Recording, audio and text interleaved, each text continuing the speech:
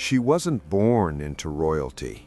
She didn't carry wealth, armies, or influence. She was just a young girl, orphaned and raised in a foreign land, living quietly among a people far from her own. Yet, in the silence of her ordinary life, destiny was stirring. Not by luck, not by beauty alone, she was chosen. Hidden behind palace walls, shielded by secrecy, and placed exactly where she needed to be, for a moment that could change the course of history. While kings drank from golden cups and nobles plotted in the shadows, a different kind of battle was brewing, one that would not be fought with swords, spears, or shields, but with courage, faith, and the bravery to speak when silence could mean death. Her name was Esther, and this isn't just the story of a queen, it is the story of how God moved in hidden ways, using the most unlikely of heroes to save a people from destruction.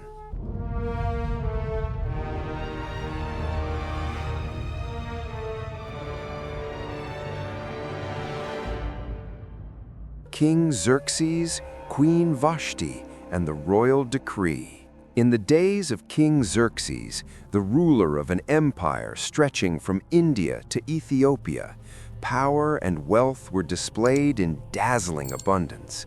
From his throne in Susa, he governed 127 provinces with absolute authority. To demonstrate his grandeur, Xerxes hosted a feast lasting 180 days, inviting nobles, princes, and military leaders from every corner of his empire. Gold goblets shimmered in the sunlight, and wine flowed freely as music, laughter, and conversation filled the halls. When the 6 months ended, the king opened his palace gates to all the citizens of Susa, hosting a separate 7-day banquet in the palace gardens. Wine was served generously, with no restrictions. Inside the palace, Queen Vashti hosted a feast of her own for the women. But on the 7th day, as the king celebrated with wine, a demand was made, prideful and public.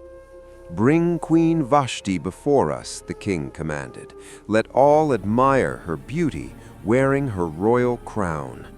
But Vashti refused. She would not appear for the pleasure of a drunken crowd.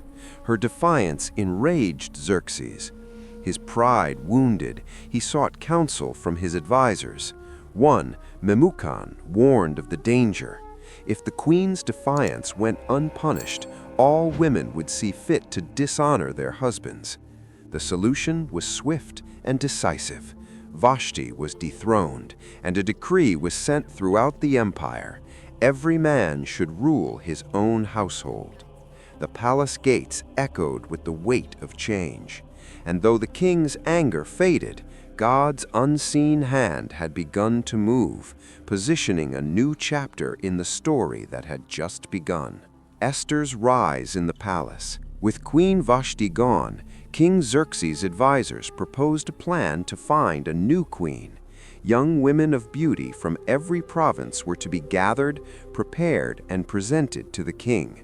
Among them was Hadassah, known by her Persian name Esther, a Jewish orphan raised by her cousin Mordecai, who had taught her to fear God and keep her identity hidden in a foreign land. Taken to the palace and placed under the care of Haggai, the keeper of the women, Esther immediately distinguished herself, not through arrogance or display, but through humility and grace. Favor shone on her quietly, and Haggai, entrusted with her care, noticed her unique spirit.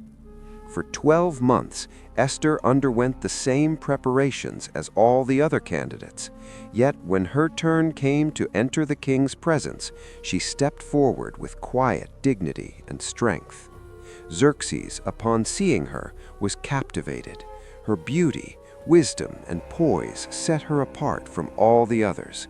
The crown was placed on her head, and Esther became queen, taking Vashti's place. A banquet celebrated her elevation. Gifts were sent throughout the empire, and the people rejoiced. But no one knew her secret. Esther was a Jew, and, unbeknownst to the court, God had placed his servant at the very heart of the kingdom, not to serve herself, but to stand in the gap for her people. Mordecai and the first threat.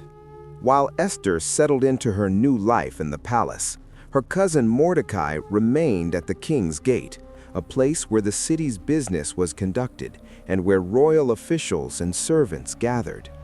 Though he held no noble title, God had placed him there with a purpose. One day, Mordecai overheard a conversation that sent a chill through his heart. Two of the king's eunuchs, Bigthan and Teresh, plotted in secret to assassinate King Xerxes. The words were hushed, but the danger was real. Without hesitation, Mordecai sent word to Esther, who now had direct access to the king. Through careful channels, Esther relayed the warning to Xerxes, making it clear that the information came from Mordecai. The king ordered a thorough investigation, and the conspiracy was uncovered. The eunuchs were executed, and the king's life was spared. Yet, despite Mordecai's loyalty and courage, no recognition followed. His deed was recorded in the royal chronicles, quietly inked into the empire's official records. No title, no honor, only a name preserved in history, unnoticed by those around him, but not by God. Haman's rise and the threat to the Jews. Sometime later, King Xerxes promoted Haman the Agagite to the highest position among his officials. All were commanded to bow before him, but Mordecai refused. Day after day, Haman's anger grew, burning hotter with each act of defiance. When he discovered that Mordecai was a Jew, his hatred deepened. Haman's resentment was no longer personal. He wanted to annihilate an entire people. Casting lots, called Purim, he determined the day of destruction. With deceitful words, he approached the king. "There is a certain people scattered throughout your provinces. They live differently and do not follow your laws. It is not in your interest to tolerate them." King Xerxes, unaware of the danger, agreed and gave Haman his signet ring. A royal decree was sent to every province. On the 13th day of the 12th month, all Jews, young and old, were to be killed. The empire fell into confusion. Mourning spread through Susa, and despair gripped the hearts of God's people. When Mordecai learned of the decree, he tore his clothes, donned sackcloth and ashes, and wept in the streets. Across the provinces, Jews fasted, mourned, and cried out for deliverance. When Esther heard of Mordecai's grief, she sent a messenger to him. He urged her to act, to go before the king and plead for their lives. Fear gripped her. Approaching the king unsummoned meant death, but Mordecai's words pierced her heart. "Do not think you will escape in the palace. If you remain silent, deliverance will come from elsewhere, but you and your family will perish. And who knows, perhaps you were made queen for such a time as this." Esther's fear gave way to faith. She replied, "Go, gather all the Jews in Susa. Fast for me for 3 days. Then I will go to the king, even if it costs me my life. If I perish, I perish." Esther's courageous petition. On the 3rd day, Esther, dressed in her royal robes, stepped into the inner court of the palace. Every eye that fell upon her saw grace and dignity, but her heart pounded with the weight of her mission. King Xerxes looked up and at once extended the golden scepter. Relief and hope surged through her as she touched its tip. "What is your request, Queen Esther?" the king asked warmly. "Even up to half the kingdom it will be granted." Esther's reply was measured, careful. "If it pleases the king, come to a banquet I have prepared for you and Haman." Intrigued, the king agreed, and both he and Haman attended her banquet. Yet Esther did not reveal her plea that day. Instead, she observed, waiting for the perfect moment. Before the meal ended, she extended another invitation. "Please come again tomorrow, and then I will share my true request." The king's curiosity deepened, and Haman's unease grew, unaware of the danger awaiting him. That night, Xerxes lay awake, restless and troubled. Nothing could ease his mind, not wine, not luxury, not comfort. He ordered the royal chronicles to be read. There, a long-forgotten entry caught his eye. Mordecai had uncovered a plot to kill the king, yet had never been rewarded. Deeply moved, the king asked his advisors, "What recognition has been given to Mordecai?" "Nothing has been done," they replied. The king sat in thoughtful silence, and at that precise moment, Haman arrived, intending to request permission to hang Mordecai. But Xerxes, unaware of Haman's intentions, asked, "Haman, what should be done for the man the king wishes to honor?" Puffed with pride, Haman imagined himself the recipient and described a lavish public ceremony. Xerxes smiled. "Go at once, do all you have suggested for Mordecai the Jew, who sits at the king's gate. Do not neglect anything." Haman's face turned pale. The honor he had planned for himself was now forced upon his enemy. Humiliated, he returned home crushed and bitter, warned by his wife and friends that his hatred of Mordecai would bring ruin. Esther reveals Haman's plot. The next day, Esther hosted her second banquet. King Xerxes and Haman sat beside her, anticipation hanging in the air. The king's gaze lingered, patient and attentive. At last, Esther spoke with courage and clarity. "If I have found favor in your sight, O king, and if it pleases you, grant me my life, spare my people. This is my request."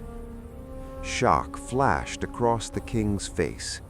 Esther continued, "For we have been sold, distressed, my people and I, to be destroyed, killed, and annihilated. Had we been sold as slaves, I might have remained silent, but this cannot be ignored." Xerxes demanded, "Who is the man and where is he who would dare do this?" Esther pointed to Haman. "The adversary and enemy is this wicked man." Fury and disbelief seized the king. Haman, realizing his scheme had been exposed, fell upon Esther, begging for mercy. The king's guards quickly seized him, and he was hanged on the very gallows he had built for Mordecai. In a single moment, the plans of the wicked were overturned. Justice was served, and the threat was removed. King Xerxes granted Esther the estate of Haman, and Mordecai was appointed to the high office, inheriting the authority Haman had once wielded. But the danger was not yet over. Though Haman was dead, the royal decree ordering the destruction of the Jews could not be revoked. The 13th day of the 12th month still loomed, a day set for death. The final decree and victory. Esther once again approached the king, not for her life, but for the life of her people. "How can I bear to see disaster fall on my people?" she pleaded. Xerxes, moved by her courage, granted permission for a new decree to be written, one that would counter the first. Mordecai acted quickly. Royal scribes penned a proclamation in the king's name. The Jews in every city had the right to assemble and defend themselves. They could protect their lives, overcome any attackers, and take the goods of those who sought their destruction if necessary.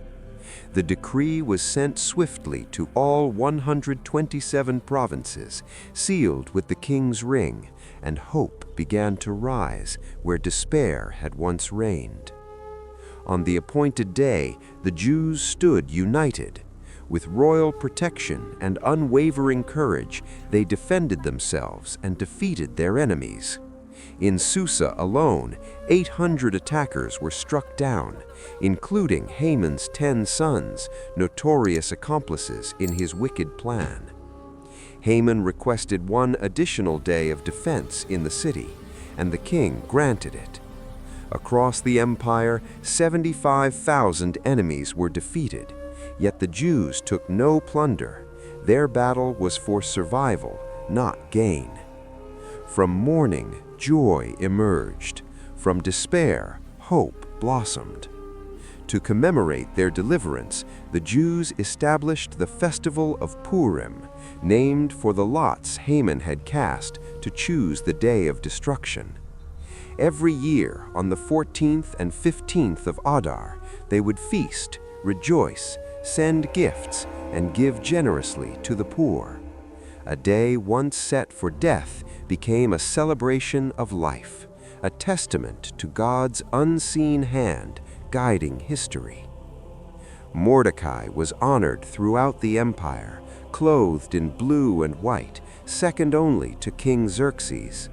But it was not power that made him great, it was his heart. He sought justice, spoke truth, and worked for the good of his people. And though God's name is never mentioned in the book of Esther, his presence is unmistakable. Every risk, every reversal, every triumph bore his fingerprints. The legacy of Esther and the message for today. The story of Esther reminds us that even when God seems silent, he is never absent. Even when circumstances appear impossible, he is already at work, weaving together events, people, and decisions for a greater purpose. Esther, a young orphan raised in exile, became the instrument through which an entire nation was saved. Her courage, humility, and faith changed the course of history. She was positioned not by chance, but by divine purpose, hidden behind palace walls for a moment only she could face. Her story challenges us to see our own lives differently. Perhaps the trials, the waiting, and the ordinary moments we endure are all preparation for a time when we are called to act. Esther's courage shows that standing for what is right often requires risk, but the reward is far greater than any fear we face. What was meant for destruction, God used for salvation. What appeared as silence, God used for strategy. What seemed as insignificance, God used for destiny. And just as he used Esther, he can work through you. Perhaps you too are where you are for such a time as this, not by accident, not unseen, but chosen, positioned, called. Because the God who reversed the fate of a nation still writes stories of redemption today, and yours could be next.